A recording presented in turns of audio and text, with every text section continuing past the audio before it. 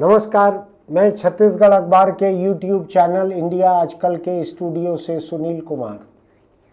हिंदुस्तान बड़ा ही दिलचस्प देश है। जितने तरह की विविधता यहाँ पे है, इतना दुनिया के किसी एक सब कॉन्टिनेंट में, या जैसे यूरोप है पूरा का पूरा, उसमें भी इतनी विविधता देखने नहीं मिलेगी जितनी इधर हिंदुस्तान में देखने मिलती है। प्रदेश अलग अलग हैं, शायद 3 दर्जन के करीब प्रदेश हो गए हैं यहाँ पे, जो पूरी तरह से स्वायत्त हैं या केंद्र सरकार के तहत हैं 3 दर्जन। और तरह तरह की भाषा, बोली, संस्कृति और इतने किस्म की खबरें आती है यहाँ पे। हिंदुस्तान में खबरों का कभी अकाल नहीं पड़ता। एक ताज़ा खबर आई है जिसको लेकर मैं यहाँ खड़ा हूँ, वो है उत्तर प्रदेश में एक कोई छांगुर बाबा नाम है। छांगुर, उसका नाम कुछ और होगा लेकिन उसको बोलचाल में छांगुर बाबा कहते हैं। तो वो धर्मांतरण कराता था गरीब लड़कियों का, और एक बड़ा रैकेट था ये। तो योगी आदित्यनाथ की पुलिस ने ऐसे एक छांगुर बाबा को अभी गिरफ्तार किया है। अपनी एक अनुयायी जिसको हिंदू से मुस्लिम उसने बनाया था, उसके साथ में। और बड़े बड़े आंकड़े सामने आ रहे हैं। थोड़ा भरोसेमंद नहीं लगते हैं, लेकिन अब भरोसेमंद वेबसाइटों पर ये आंकड़े आए हैं, तो इसलिए मैं मानने पर मजबूर हूं कि हो सकता है ये आंकड़े सही हों। एक आंकड़ा जो कहता है वो ये कहता है कि छांगुर बाबा, जमालुद्दीन नाम है इसका, इसके 40 बैंक अकाउंट हैं, उनमें 106 करोड़ रुपए की आवाजाही मिली है। 106 करोड़ रुपया आना जाना मिला है। और लोगों का कहना है कि खाड़ी के देशों से पैसा आता था और पैसा देकर ये धर्मांतरण करवाता था। और जैसा यूपी में आम सिलसिला चले आ रहा है बरसों से, तो इसने एक कोई 12-13 करोड़ रुपए की कोठी बनवा ली थी, कोठी। तो यूपी पुलिस ने, यूपी के प्रशासन ने, म्यूनिसिपल ने, जिसने भी नोटिस दिया होगा उस प्रॉपर्टी के लिए, अभी बुलडोजरों ने जाकर इस गिरफ्तार बाबा की कोठी को गिरा दिया है। आपने बहुत सारे फोटो वीडियो देखे होंगे। तो ये छांगुर बाबा के बारे में कहानियाँ इतनी आ रही हैं कि मैं भी अपने आप को रोक नहीं पाया पढ़ने से। तो पिछले आधे पौन घंटे से इसकी खबरें पढ़ रहा हूँ मैं। कहा जा रहा है कि ये गरीब परिवारों की लड़कियों को खासकर ये मुस्लिम बनाता था, धर्मांतरण करवाता था। धर्मांतरण बड़ा संवेदनशील मुद्दा है, बड़ा नाजुक मुद्दा है। लोगों की भावनाएं भड़क जाती हैं। मैं तो देखता हूँ कि दूसरे धर्म के लोग, गैर हिंदू लोग, अगर कोई प्रार्थना सभा कर रहे हैं, वो भी अभी लोगों को बर्दाश्त नहीं हो रहा है। तो ये तो धर्मांतरण की तोहमत इसके ऊपर लगी है। अभी जिनका धर्मांतरण करवाने की बात हो रही है, वैसे मामले सामने नहीं आए हैं। केवल एक ही मामला सामने आया है एक परिवार का, जो इसके साथ इस कारोबार में लगा हुआ बतलाया जा रहा है। एक कोई नीतू रोहरा है, वो, उसके पति, बच्चे, इन सब ने इस्लाम अपना लिया था इसी के कहे हुए, छांगुर बाबा के कहे हुए। तो आंकड़े बहुत भयानक है। ये कहा जा रहा है किसी खबर में कि ये 40 बार मुस्लिम देशों की यात्रा पे गया था। काफ़ी होता है 40 बार। और वहाँ से बैंक खातों में पैसा आता था। हालांकि मुझको अच्छी तरह से मालूम है कि हिंदुस्तान के किसी भी बैंक खाते में विदेश से अगर पैसा आता है तो सरकार की जानकारी में आता है। और आपके बेटा बेटी बाहर पढ़ते हैं, काम करते हैं, वो लोग अगर आपको पैसा भेजते हैं तो वो तो निजी पैसा है। लेकिन किसी भी तरह की संस्था के नाम पे जो पैसा आता है, किसी सामाजिक धार्मिक काम के नाम पर पैसा आता है, तो उसके लिए FCRA एक होता है, फॉरेन करेंसी रेगुलेशन एक्ट, उसके तहत रजिस्ट्रेशन कराना पड़ता है संस्थाओं को, जो बड़ा मुश्किल हो गया है।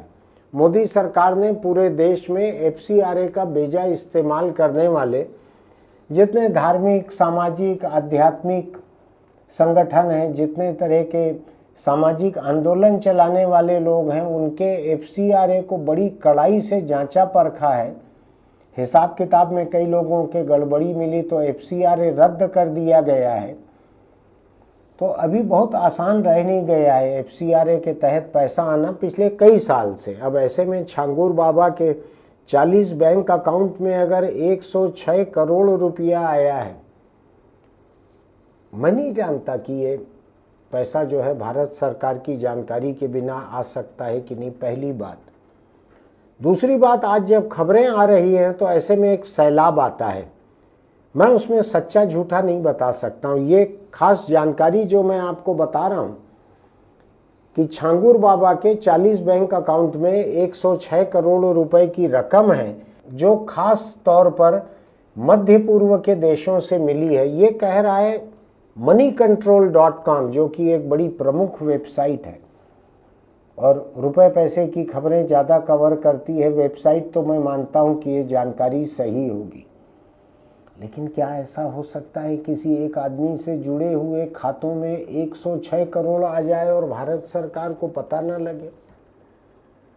क्या ये हो सकता है कि एक कोई आदमी बरसों से धर्मांतरण करवा रहा हो यूपी में, जहां योगी आदित्यनाथ की एकदम कड़क सरकार है, और सरकार की नज़र में अभी आया हो, कई साल से सिलसिला चल रहा है, अभी दिखा हो सरकार को? ये खबर है कि इसने हजारों लड़कियों और महिलाओं का धर्मांतरण करवाया है। हर प्रदेश में, मेरे अपने प्रदेश का भी मुझको मालूम है कि यहाँ पर पुलिस की खुफिया एजेंसी रहती है जो नज़र रखती है। हिंदू संगठन है, बहुत ही सजग हैं। कोई भैंस लेके जा रहा है तो भी गाय लेके जा रहा है, पीछा कर लेते हैं 150 किलोमीटर, इतने सजग हैं।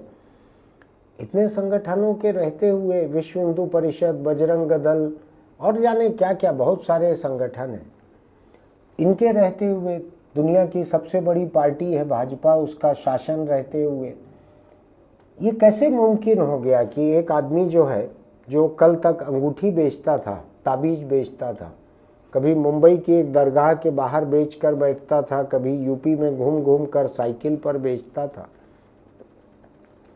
वो 106 करोड़ रुपया पा गया और हजारों लोगों का धर्मांतरण करवा दिया। अभी तक किसी की भी नज़र में नहीं आया था, अब एकाएक ऐसा नज़र में आया है कि उसका 12 करोड़ की कोठी या इमारत जो भी उसने बनाया था उसको पूरा तोड़कर गिरा दिया गया है। थोड़ा सोचने की बात है। मैं इसमें से किसी जानकारी के सही या गलत होने का दावा नहीं कर रहा हूँ, मैं केवल खबरों में जो तैर रहा है उसको आपके सामने रख रहा हूँ। धीरे धीरे हो सकता है कि अगले 2, 4, 5 साल में पता लगे कि पहले दिन की खबरों में कई जानकारियां गलत थी, ऐसा भी कई बार होता है। तो फिलहाल ये छांगुर बाबा जो है, ये लड़कियों का जो करवाता था धर्मांतरण, उसमें एक बड़ी दिलचस्प बात सामने आई है कई जगह की खबरों में। ये मैं आज तक वाले जो हैं, इंडिया टुडे ग्रुप के आज तक वाले, उनके वेबसाइट पे आई हुई एक जानकारी जो और बहुत से न्यूज़ सोर्स में है, बहुत से अखबारों में है, बहुत से वेबसाइटों पर है, टीवी चैनलों में, बहुत सारी जगहों पर है। तो ये है कि ये गरीब, मजदूर और मजबूर लोगों को लालच देकर धर्मांतरण करवाता था, उनका, खासकर लड़कियों का और महिलाओं का।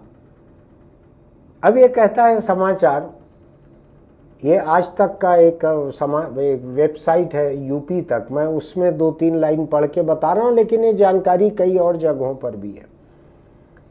ब्राह्मण, सरदार और क्षत्रिय लड़कियों के इस्लाम स्वीकार करने पर 15 से 16 लाख रुपए दिए जाते थे।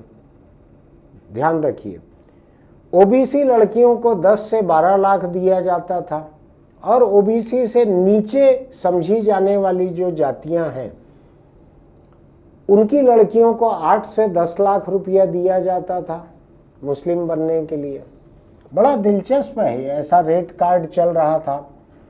और ये तो ठीक है, जो व्यवस्था हिंदू धर्म में चली आ रही है लंबे समय से, उसमें सबसे ऊपर ब्राह्मण, क्षत्रिय, ये सबसे ऊपर है। तो उनकी लड़कियां अगर मुस्लिम बन रही हैं तो उनको 15-16 लाख रुपया मिलता था। अब मैं ये सोच रहा हूं, जो आगे एक खबर बतलाती है ये, अगर कोई उसकी बात नहीं मानता था, अगर बात मानोगे तो इतना पैसा मिलेगा, अगर नहीं मानोगे, किसी को नहीं जमता होगा, तो बाबा पुलिस थाने और कोर्ट के जरिए फर्जी मुकदमे दर्ज कराकर प्रताड़ित करता था। ध्यान रखिएगा, ये पूरी बात यूपी की चल रही है, योगी आदित्यनाथ की। ये कितना 2016 से 17 से कब से ये मुख्यमंत्री बने हुए हैं वहां पे।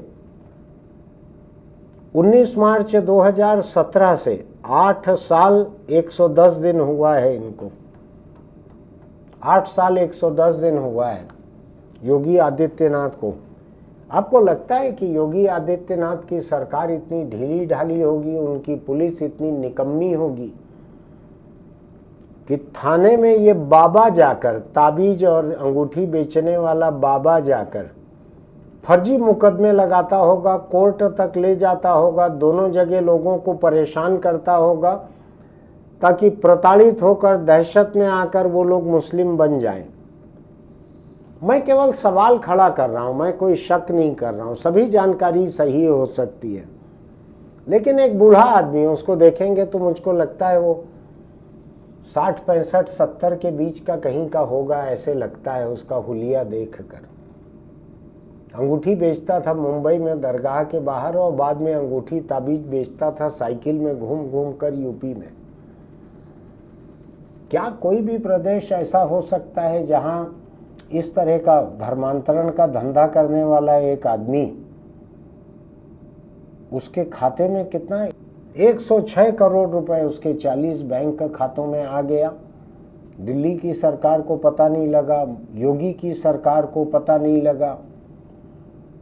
धर्मांतरण हो रहा है बड़े पैमाने पर, हजारों लोगों का कोई बयान देने उसके खिलाफ तैयार नहीं है। कई इस तरह की चीजें हैं। इसको उसकी सहयोगी जो थी नीतू उर्फ नसरीन, जो परिवार को इसने मुस्लिम बनाया था, उसके साथ इसको एक होटल से पकड़ा गया है। मैं और कोई इशारा नहीं कर रहा हूँ। होटल में 100-200 कमरे भी रहते हैं, हो सकता है 2 अलग अलग कमरों में ये लोग रह रहे हों। बुजुर्ग आदमी है ये महिला कम उम्र की है। लेकिन क्या धर्मांतरण का सचमुच इतना रेट है? मैं चूंकि धर्म को मानता नहीं हूँ, किसी भी धर्म को, लेकिन मैं सोच रहा हूँ कि अगर मैं किसी धर्म को मानता होता और मैं अगर किसी दूसरे धर्म में जाने के लिए तैयार हो जाता पैसा लेकर, तो 15-16 लाख कम रकम होती है क्या? खासी बड़ी रकम होती है।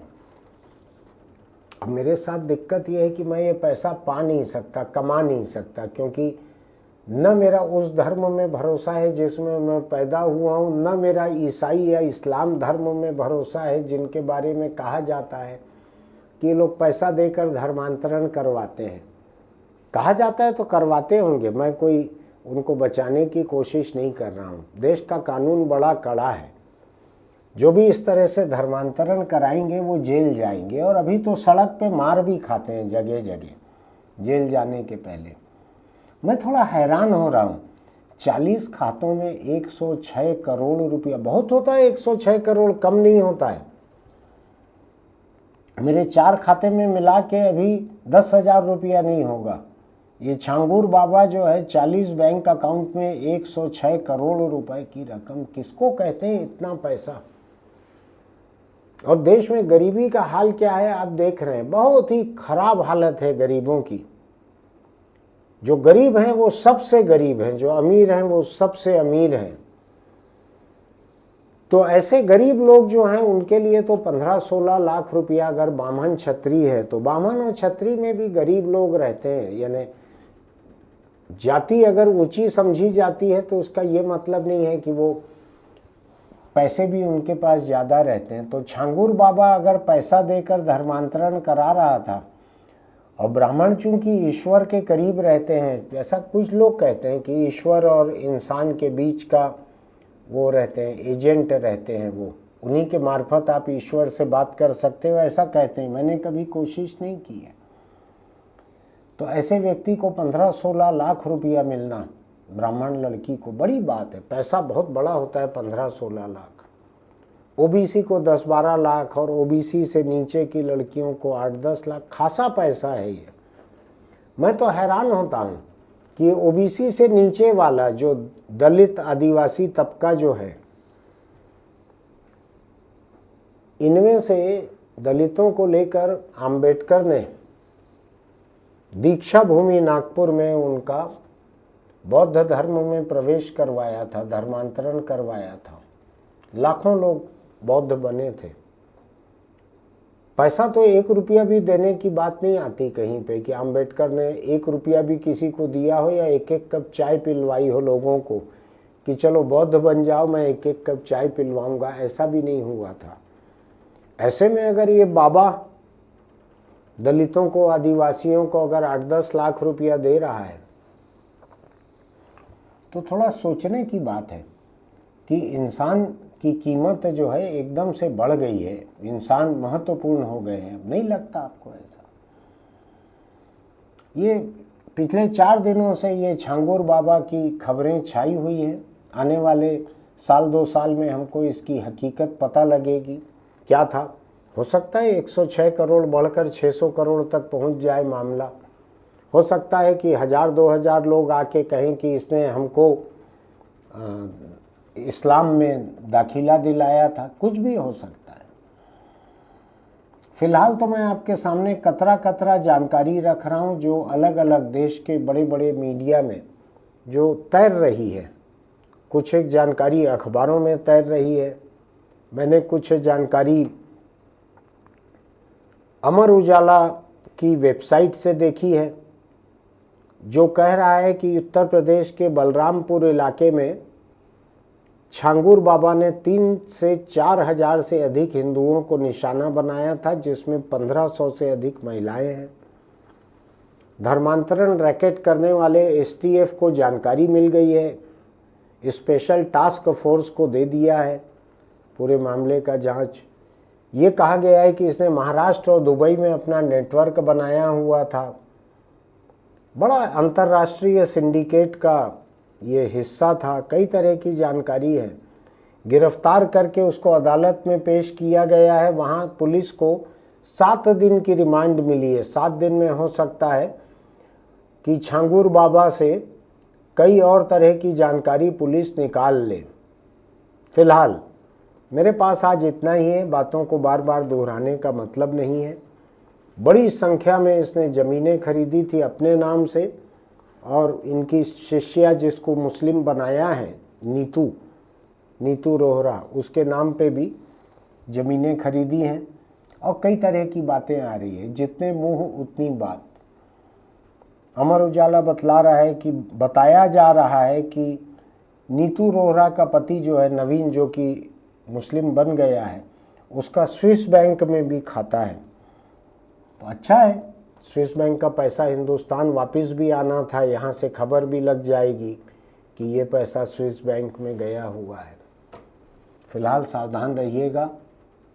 धर्मांतरण वगैरह करने के पहले धर्म के बारे में सोचिएगा कि क्या कोई धर्म सचमुच आपका भला कर सकता है। सोचिएगा इसको। आप में से अधिकतर ऐसे होंगे जिनको परिवार ने पैदा होते ही एक धर्म दे दिया, और अधिकतर ऐसे होंगे जो उसी धर्म के साथ गुजर भी जाएंगे, कोई धर्म नहीं बदलेगा। लेकिन कुछ ऐसा होता है। छांगुर बाबा से संपर्क आपका नहीं हुआ होगा, नहीं तो आपके खाते में भी 15-16 लाख रुपया या आपके जात के आधार पे कम या ज़्यादा पैसा आ सकता था। मैं सिफारिश नहीं कर रहा हूँ कि पैसा लेकर या बिना पैसा लिए धर्म बदलना। मैं धर्म बदलने की सिफारिश नहीं कर रहा। मैं धर्म को मानने की सिफारिश भी नहीं कर रहा। आपकी व्यक्तिगत आज़ादी है। आपको ठीक लगता है धर्म को मानिए, नहीं ठीक लगता है तो मेरे तरह से रहिए, किसी भी धर्म के प्रभाव से मुक्त। जैसा आपको ठीक लगे वैसे रहिए। कोई पैसा, आप सचमुच धर्म बदलना चाहते हैं अपनी मर्जी से, खुद होकर बदलना चाहते हैं, और उसके लिए आपको कोई पैसा भी दे रहा है, तो मैं कौन होता हूँ आपको बोलने वाला कि नहीं आप पैसे मत लेना। आप तय कीजिएगा आपको क्या करना है। हो सकता है आपकी ज़िंदगी में कहीं और कोई चंगाई सभा का पादरी आ जाए, कहीं कोई क्या छांगुर बाबा आ जाए, ऐसा हो सकता है। लेकिन कुछ लोगों का ये भी कहना है कि ये धर्म बदल के जो मुस्लिम या ईसाई हो रहे हैं, अब ये लोग जब लौट के आएंगे वापस हिंदू धर्म में, अगर आएंगे तो इनको जात कौन सी अलाट होगी, ये भी कई लोगों का सवाल है। मुझको नहीं मालूम कौन सी अलाट होती है।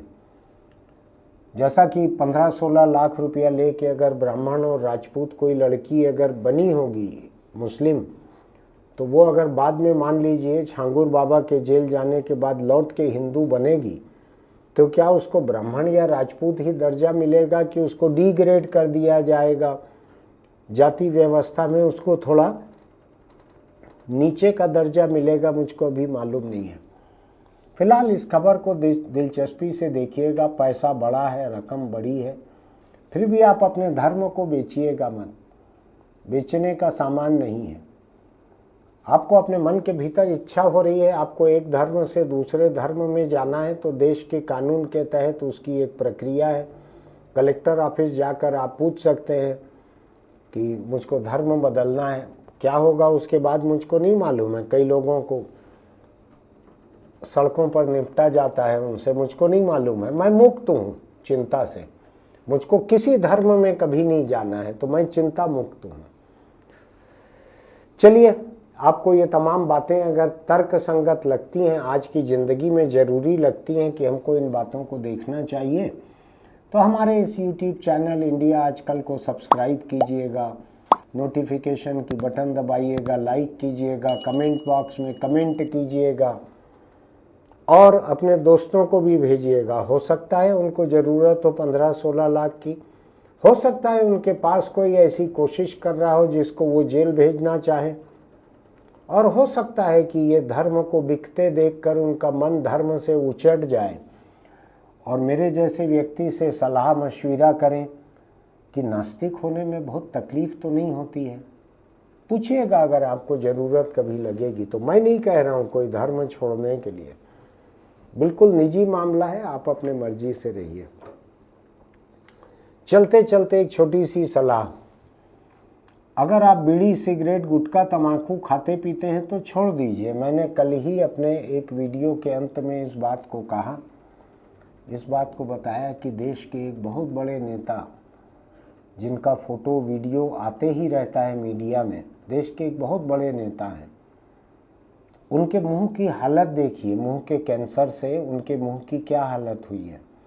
और यही तंबाकू से वो कैंसर हुआ था उनको, क्या हालत हुई है आज आप देख नहीं सकते।